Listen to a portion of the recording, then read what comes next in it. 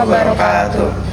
Perkenalkan, kami dari kelompok C1 akan mempraktekkan ujian mandiri bertemakan korosi. Saya Nadi Fadian Maulana Anwar. Saya Agnia Amalia Husna.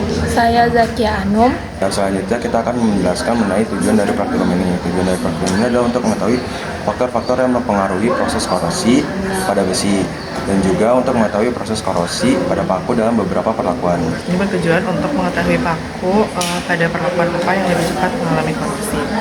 Korosi adalah kerusakan atau proses degradasi pada suatu material akibat adanya reaksi kimia di sekitar lingkungannya dan dapat melemahkan suatu material. Ada pula alat dan bahan yang kami gunakan pada praktikum kali ini. Air, garam, dan juga paku. Lalu ada cuka, minyak, dan 5 buah wadah plastik. Tandai masing-masing gelas sesuai dengan bahan yang akan digunakan. Gelas pertama isi dengan air, gelas kedua isi dengan cuka. Kemudian gelas ketiga diisi dengan minyak, gelas keempat diisi dengan larutan garam, dan pada gelas kelima tidak diberi larutan tambahan dan gelas dibiarkan terbuka. Pada gelas ke-6 juga tidak diberi larutan tambahan, namun gelas ditutup. Kemudian, masukkan paku ke masing-masing gelas percobaan, lalu amati perubahan yang terjadi selama beberapa hari ke depan.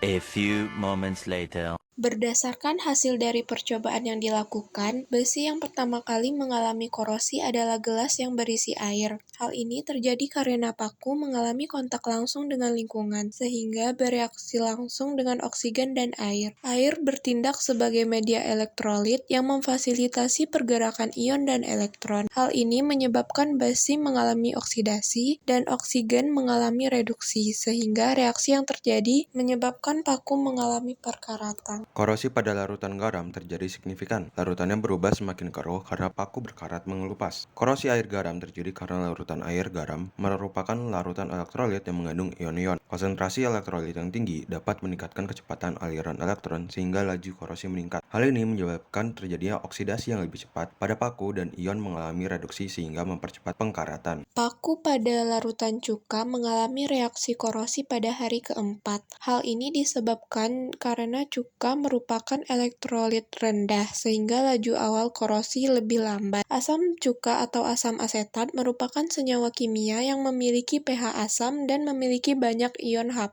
sehingga reaksi oksidasi bisa lebih cepat pada larutan cuka mengalami korosi. Hal ini dapat dilihat dari paku yang menjadi hitam dan warna larutan yang berwarna kemerahan. Pada gelas berisi minyak, korosi tidak terjadi secara signifikan. Hal ini dikarenakan minyak tidak mengandung air dan minim oksigen, yang merupakan faktor pendukung terjadinya korosi. Minyak di sini menjadi penghalang antara paku dan lingkungannya atau oksigen di udara, sehingga meminimalisir terjadinya korosi. Kemudian, paku yang diletakkan pada gelas terbuka mulai mengalami sedikit perkaratan. Hal ini terjadi karena paku mengalami kontak langsung dengan lingkungannya. Oksigen akan menyebabkan reaksi reduksi sehingga reaksi yang terjadi menyebabkan paku mengalami perkaratan. Sedangkan paku yang diletakkan pada gelas tertutup lebih lambat mengalami perkaratan.